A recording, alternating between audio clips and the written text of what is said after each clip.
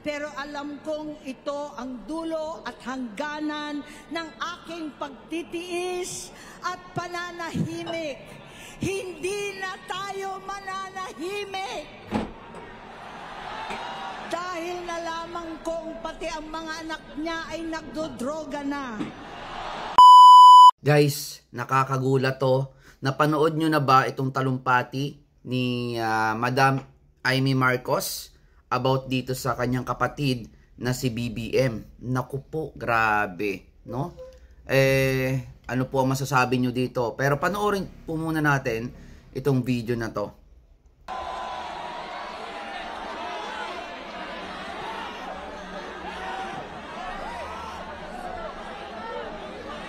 Magandang gabi po sa inyong lahat, mga mahal na kapatid.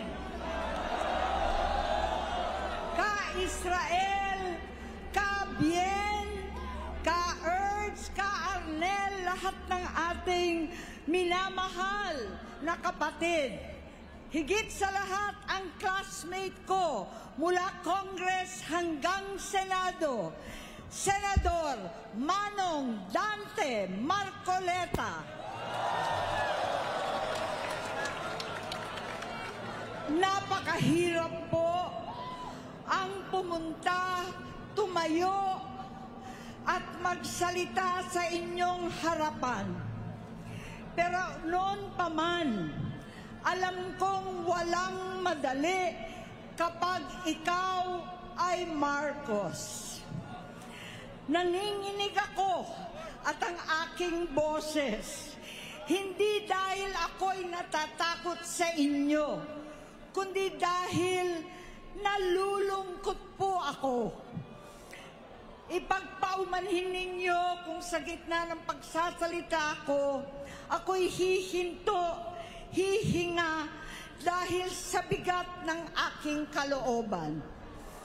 Pero hindi yan ang dapat kong ihingin ang paumanhin. Hindi yan ang kasalanan ko sa bayan na dapat ihingi ko ng tawad. Narito po ako dahil sa tawag ng Iglesia ni Cristo para sa transparency, accountability at hustisya.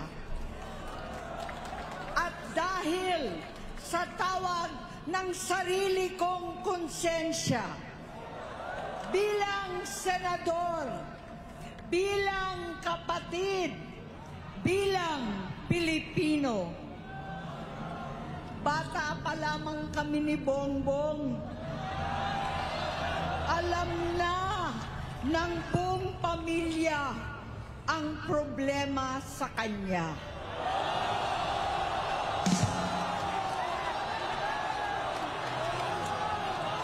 Sa totoo lang, mababasa naman ng lahat ang mga testimonya ng aking ama patungkol sa kanyang ugali at gawain. Noon, dahil may tatay pa kami, hindi ko pa siya responsibilidad.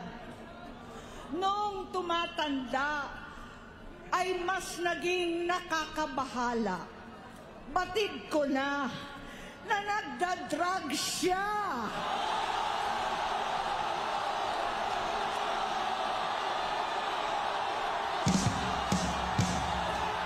Nalaman ko at ng pamilya, nalaman ng pamilya, seryoso ito.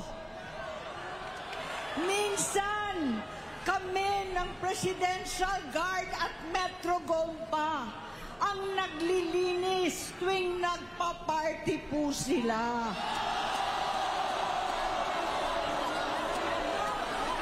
Namuhay kaming magkakapatid sa ibang bansa. Kami-kami lang. Kinumbinsi ko pa si Bongbong, pakasalan mo na si Lisa. Naisip ko noon, kapag nag-asawa siya, malalagay na sa tahimik at magkakaroon ng direksyon.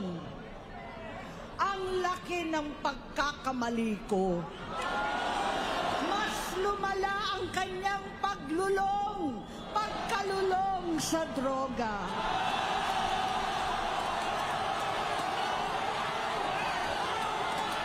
Dahil parehas pala silang mag-asawa.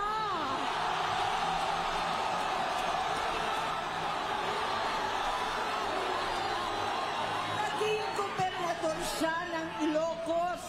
Alam ng mga tao doon na halos hindi siya pumapasok. Tuwing kukumprontahin ko siya, ay nagsasabi siyang magbabago na siya, aalisin na niya ang bisyo. Hanggang sa may nagsumbong na naman sa akin na sa paggising pa lang sa umaga, kasabay ng almusal, marijuana pala.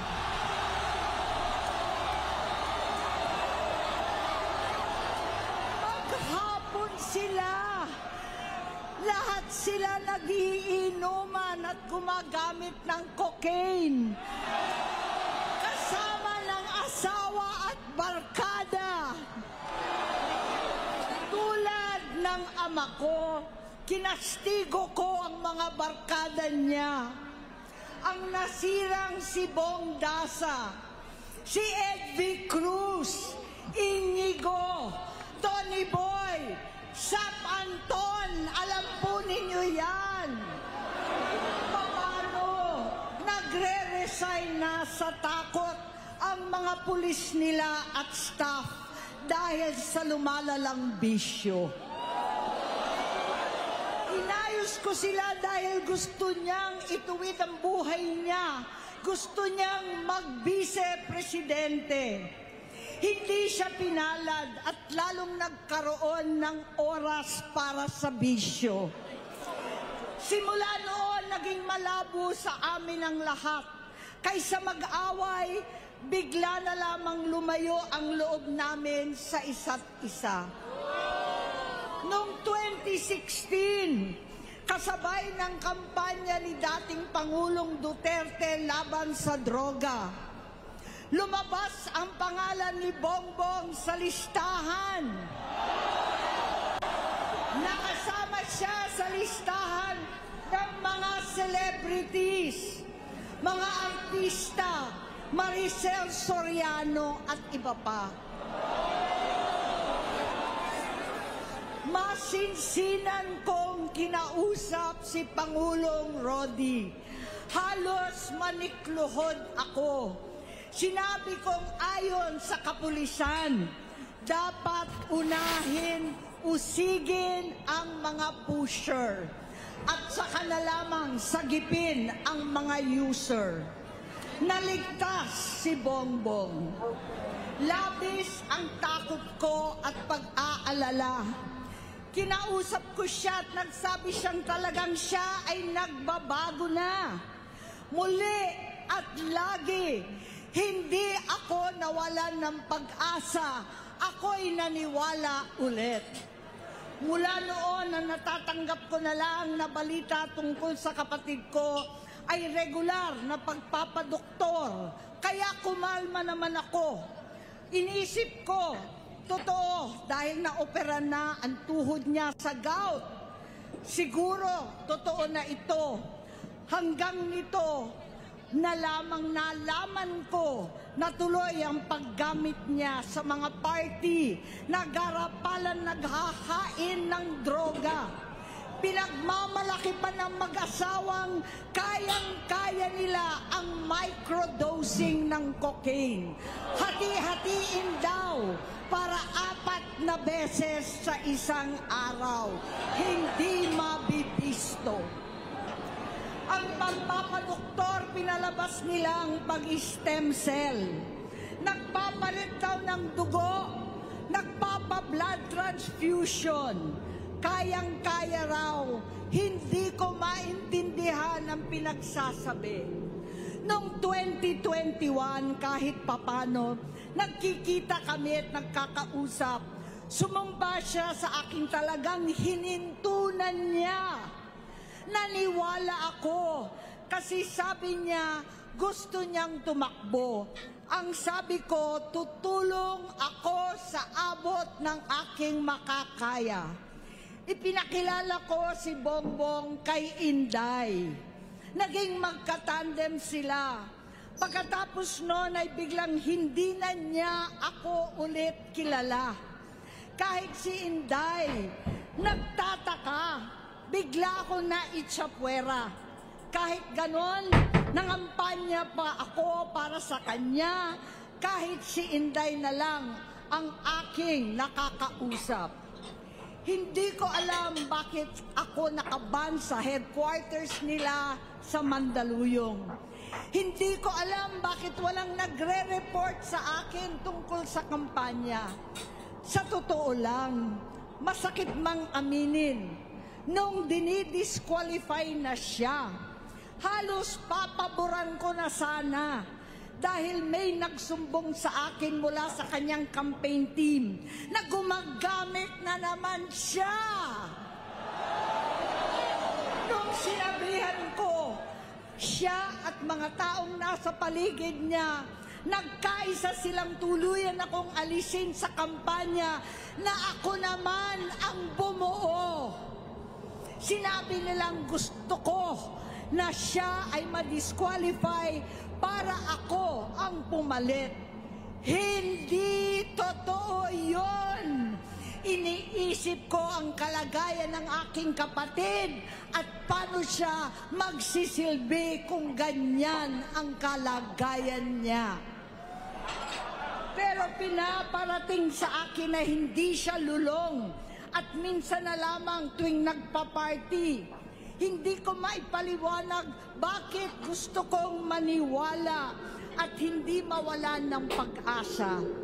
Noong nanalo siya, naging pinakamalayo na kami sa isa't isa. Maliban sa opisyal na tagpuan at kapag pumupunta yung nanay namin, hindi ako sumama sa loob ng 3 taon dyan sa Malacanang.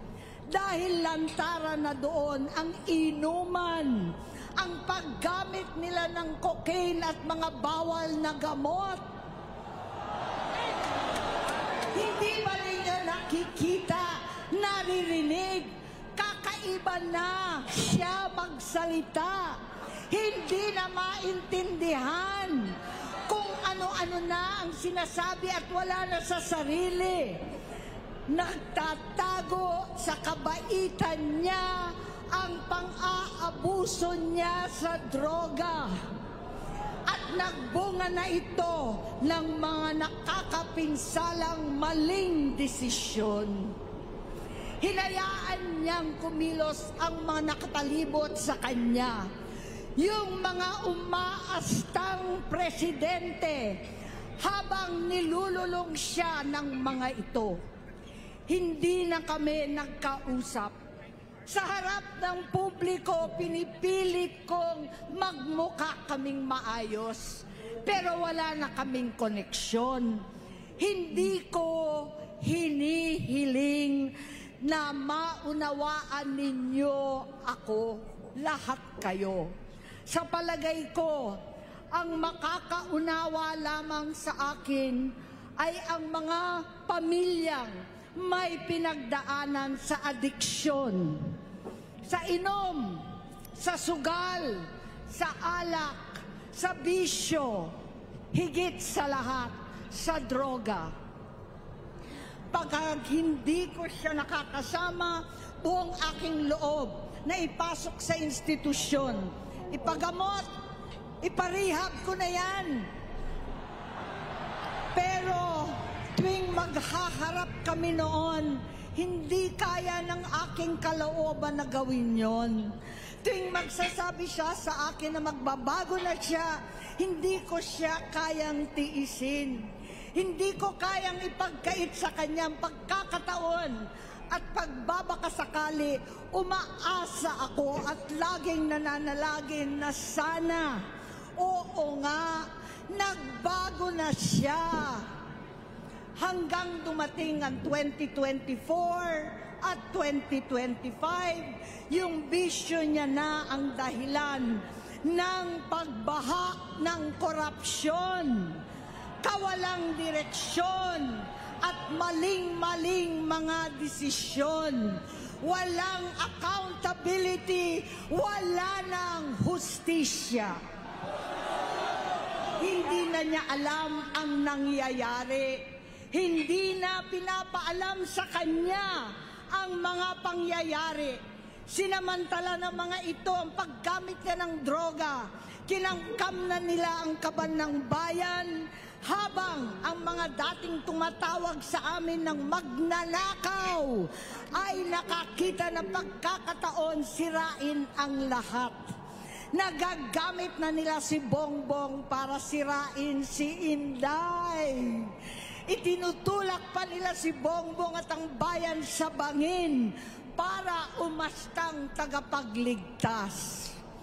Mula sa pagtraidor at pagpapahamak kay VP Inday, sa confidential funds na kung tutuusin ang galing naman sa opisina ng Pangulo, hanggang sa pagpadukot sa dating Pangulong Duterte para itapon na lamang sa ibang bansa. Ang kabaitan ni Bongbong ay naging kalupitan. Karapalan ng pagtatakip sa kanya ng mga nasa Congress, sa Senado, mga miyembro ng kabinete. Kitang-kita na ng taong bayan, wala nang puwang ang kahihiyan. Para bang nauulit ang bangungot ng kasaysayan dinamas namin noon. 68 years old po ang tatay ko nung pinatalsik sa pwesto. 68 years old na rin si Bongbong ngayon. November 17 din nung 2021 nung nakumbinsi ko si Inday na magbise kay Bongbong. November 18 po, bukas, ang ikatlong araw natin. 9 na taon na nakakaraan, saktong November 18 pa talaga, na pinalibing ni Pangulong Duterte ang tatay ko sa libingan ng mga bayani. Halo-halo na ang aking nararamdaman, pero alam kong ito ang dulo at hangganan ng aking pagtitiis at pananahimik. Hindi na tayo mananahimik. Dahil nalaman kong pati ang mga anak niya ay nagdodroga na. Kinasusuklaman ko pa ang pag-alok ng mag-inang si Sandro ng droga ang aking mga anak at iba pang mga kamag-anak. Yan ang hindi ko na mapapalampas. Sa loob ng halos 4 na dekada, wala akong ibang pinangarap kundi maipakita sa sambayanan na hindi kami masamang tao. Hindi masama ang pamilya Marcos. Gusto kong ibangon ang dangal ng aking ama.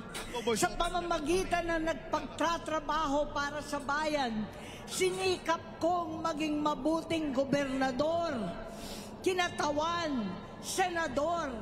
Hindi ako halos nagpapahinga para makapag-iwan sana ng legasiya na kapag sinabing Marcos, nabawi na namin ang tingin sa nakaraan. Ngunit sa kagustuhan kong maging responsableng anak, matupad ang pangako ko sa aking ama, nabigo akong maging mabuting kapatid. Naging mahina ako kay Bongbong. Sa kapulisan at sundalo, sa lahat ng mga leader at tagapagpatupad ng batas, siya ang Pangulo natin ngayon. Sinabi ko kung anong kalagayan niya ngayon. Tulungan niyo akong mapabuti ang kanyang kalagayan. Tulungan niyo akong matulungan siya. Hindi niya ako kalaban. Ang kalaban niya ay ang sarili niya. At nadadamay ang bansa sa laban na yan.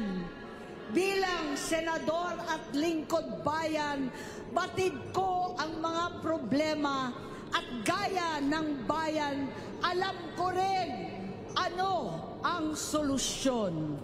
Sa pagkakawatak-watak, patuloy na pamumulitika, pagnanasa sa kapangyarihan ng mga talunan naman, kaguluhan sa Mindanao, alanganing gyera sa China at Estados Unidos, kawalang pananagutan sa flood control scam, karapalan takipan, panggigipit sa hindi kaalyado, pagkakanulo sa kapwa Pilipino, pagdakip sa dating Pangulong matanda't may sakit upang ihagis lamang sa bansang dayuhan, pagsadsad ng piso, paglaganap ng gutom, paghihingalo ng ekonomiya, at pagsasawalang bahala sa taong bayan.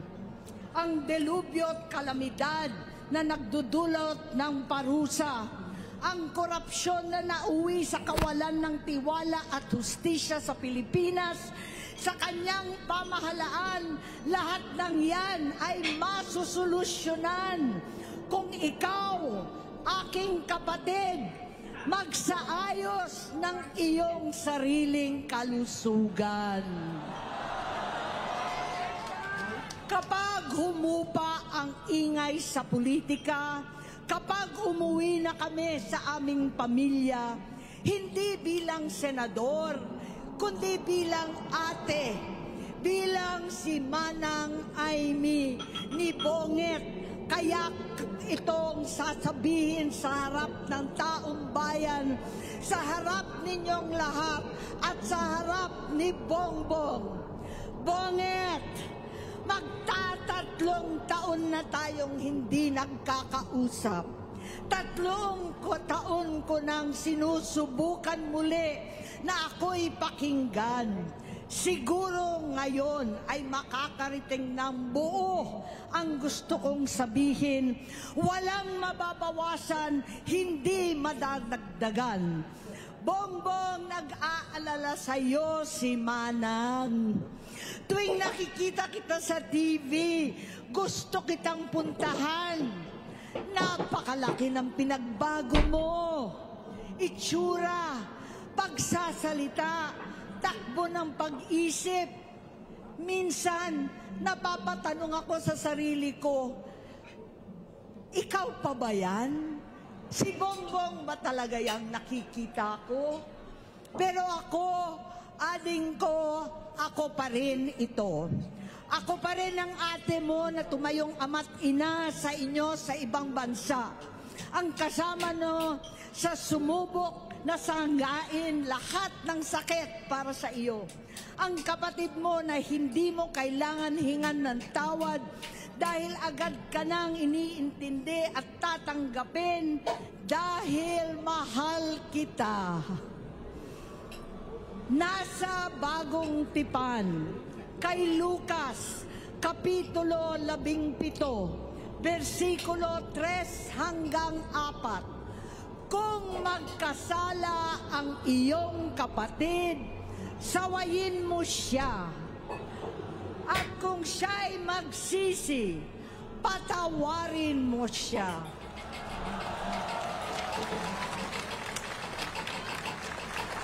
Tama na, ading ko. Tapusin mo na ang paghihirap mo at ng bayan. Gaya noong umalis tayo sa palasyo, kaya ko pa rin hawakan ang iyong kamay. Huwag kang matakot. Malaki na ang dulot sa iyo ng droga. Sinisisi ko ang sarili ko dahil hindi ako nakinig sa mga sumbong. Hindi ako nakialam. Hindi ako maniwala. Pero hindi pa huli ang lahat. Tama na, ading ko. magpahinga na tayo. Umuwi na tayo. Magpagamot, magpagaling at nangangako ako, hindi ako malilingat, hindi ako magkukulang. Lahat ng kasama mo ngayon, hindi natin kasama sa pinakamadilim na bahagi ng buhay natin. Kasama mo sila ngayon dahil nasa taas ka pa. Ako at ang ating mga tunay na kapatid dito sa Luneta ang kasama mo kahit magdilim ulit ang lahat. Talikuran mo ang iniisip at ibinubulong nilang ambisyon. Unahin na natin ang kalusugan mo dahil sa adiksyon nabigyan mo ng malubhang karamdaman ang buong bansang Pilipino. Matatanda na tayo, sakitan na si Mami, alagaan na lang natin ang isa't isa. Kaliwat kanan man ang panghuhusga sa akin, malinaw sa aking puso na dapat mauna ang Diyos, ang bayan, pamilya at sarili. Hanggang sa mga oras na ito, Bonget, gusto kong malaman mo na hindi kita sinusukuan. Hindi ko kakayanin kung mapapahamak ka. Kaya hinihingi ko na tayo'y umuwi na, mamahinga, alang sa iyong kalusugan. Kaya kung mabigo at mawala sa iyo ang posisyon, pero hindi ko kayang mawala ka sa amin. Ayusin mo ang sarili mo. Magpagamot, alisin ang droga sa iyong sistema. Wala akong ibang gusto kundi gumaling ka, malampasan natin ito muli. Dahil wala akong ibang hinahangad bilang ate, kundi maging masaya ka, maging ligtas sa panganib, malusog, matagumpay sa buhay. Itama ang mali, labanan ang adiksyon, at ako hindi kailanman aalis sa iyong tabi. Susuporta at hindi titigil manalangin kasama ninyo dito sa Luneta at sa buong mundo. Dahil iyon naman ang tungkulin at ibig sabihin ng salitang kapatid, kapatid, mabuhay kayong magkakapatid. Maraming salamat po, Senator Amy Marcos.